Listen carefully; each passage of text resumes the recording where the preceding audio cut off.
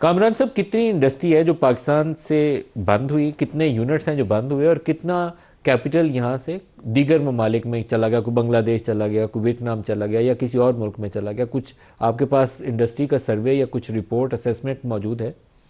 Sir, एप्टमा member mills तो कोई 150 से ज़्यादा बंद हो चुकी हैं। एंड एप्टमा के मेंबरों को छोड़ के अगर आप कराची, फैसलाबाद, शेखुपुरा, मुल्तान, तो स्मॉल मीडियम इंडस्ट्री भी बहुत ज़्यादा बंद हुई है।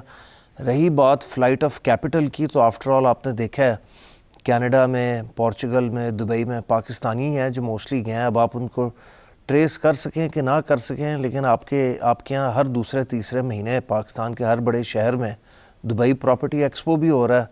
तो ये तो हमारी रेगुलेटर से और हुकूमत वक्त से ख़ुद इस्तदा है कि ये इसको आप ही रेगुलेट कर सकते हैं। वहाँ हुंडी हवाला वाले बैठे होते हैं।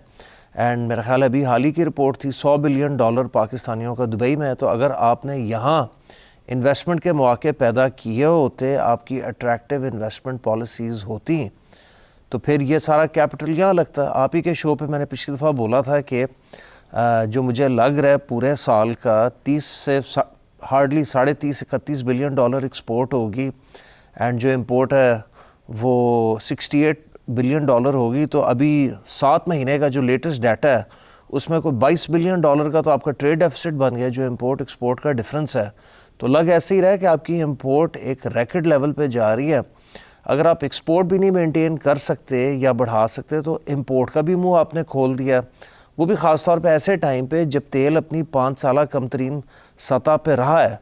और अगर खुदा ना ख्वास्ता ये कोई जो जियोपॉलिटिकल टेंशन ईरान और अमेरिका की है, तेल बढ़ गया, तो फिर आपका तो सारा बजट आउट हो जाएगा, क्योंकि आपका बजट जनरली $60 से $65 के तेल पे होता है।